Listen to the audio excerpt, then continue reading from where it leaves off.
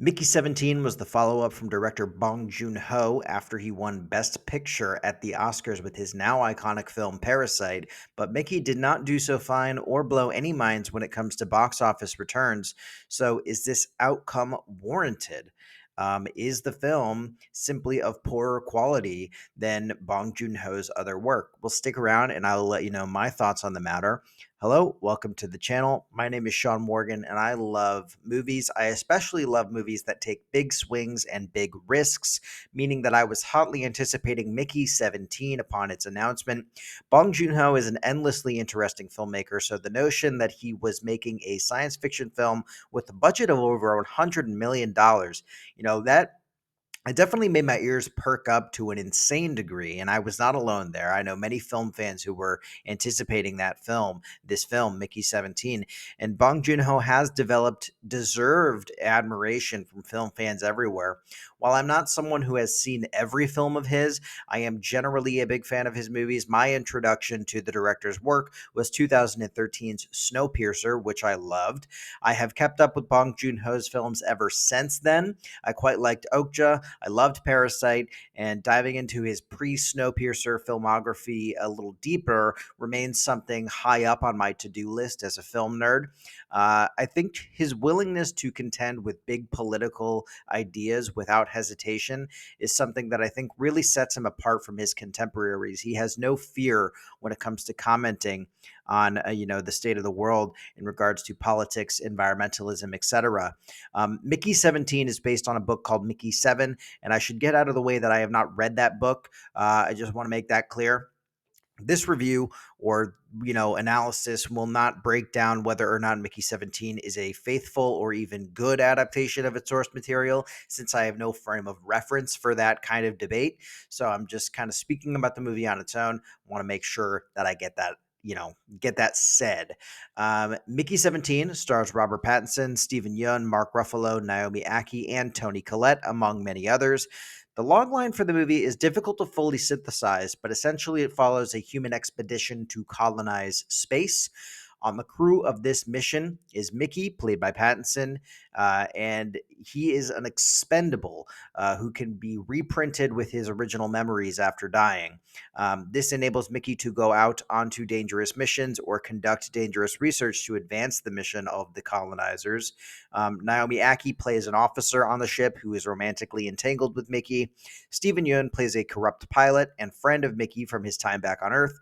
Mark Ruffalo and Toni Collette play a couple of failed politicians who are now spearheading the space expedition at the center of the film.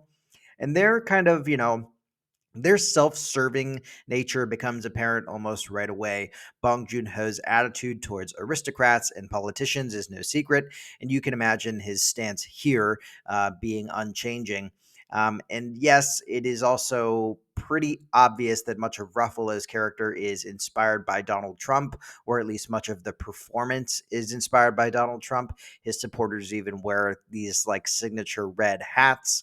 I don't think you can really make an argument that there was no inspiration made there. And there's a lot going on in this movie, as you might imagine from my description there. The film juggles plot lines relating to mob enforcers following Stephen Yeun and Pattinson from their misdeeds on Earth. It juggles political commentary stemming from Mark Ruffalo and Toni Collette's characters, and it also juggles this plot line where Mickey 17. This is not a spoiler. I don't think it's in the trailer. So Mickey 17 gets presumed dead and then has to contend with a reprinted Mickey 18. The two fight over who gets to continue living and who gets to continue being in a romantic relationship with Naomi Aki's character. Hijinks sort of ensue there. The most important story, too, revolves around the human characters and colonizers interacting with the indigenous alien race present on their destination planet. These aliens are referred to as creepers throughout the runtime of the film. Their design is great, just as a side note. It's sort of a trademark Bong Joon-ho mix between disgusting and cute. And, the colonizers brutalizing and planning to genocide the creepers is the storyline that sort of takes center stage during the most critical portions of the film. which surprised me a little bit given the marketing of the movie, which was very focused on the two Pattinsons. It's interesting that the actual conflict between Mickey's 17 and 18 is less of a sticking point throughout a large chunk of the film than I thought it would be.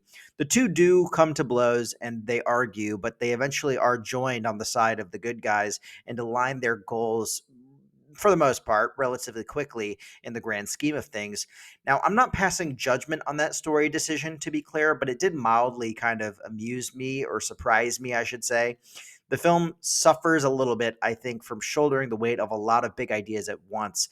We have to digest the internal conflict of the Mickeys, this commentary that comes with that, the duality of man, the necessity to moderate one's impulses to a standard that falls somewhere between the sweet but sometimes cowardly Mickey 17 and the self assured but sometimes volatile Mickey 18.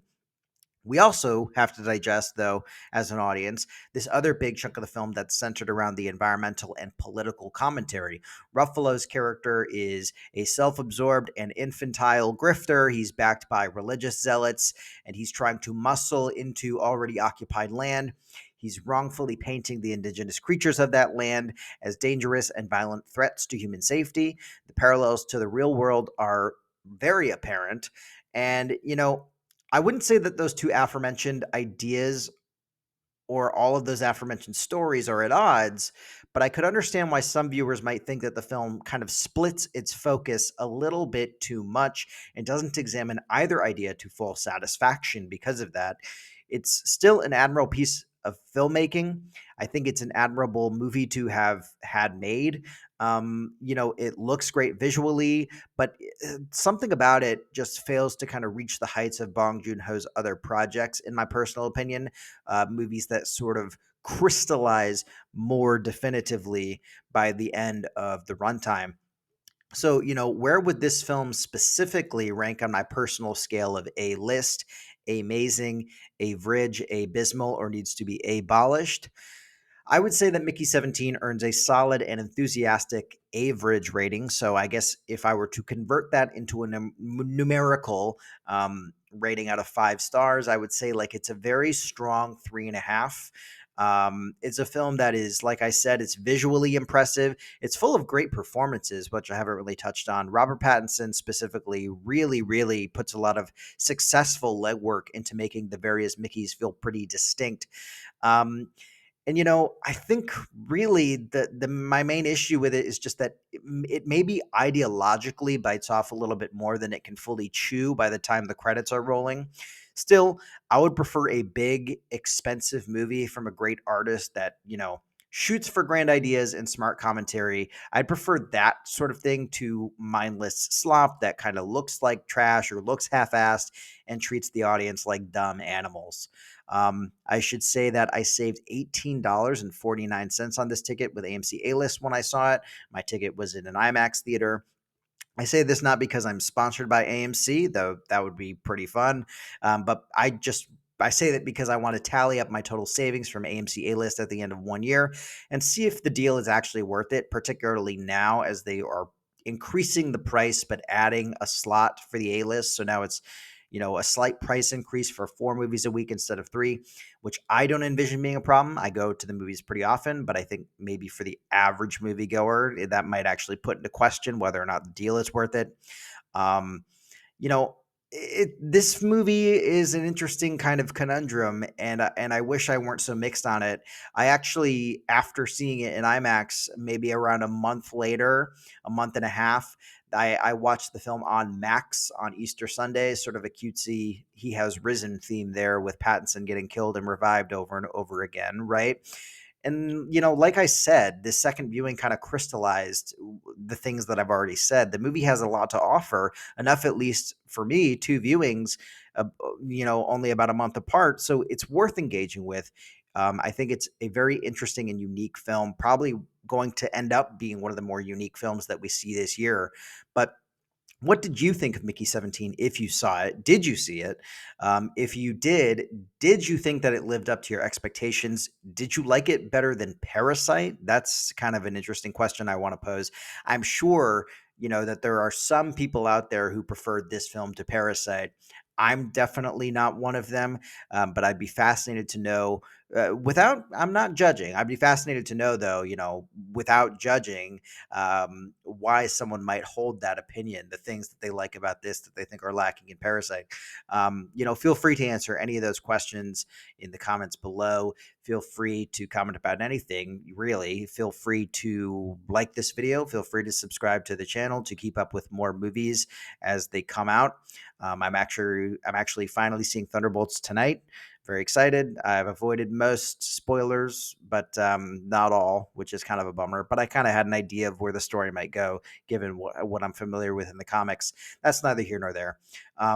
But thank you so much for watching this video. Until next time, I don't know. Don't start any cookie businesses with Steven Yeun. I guess it just looks like he can't really hack it.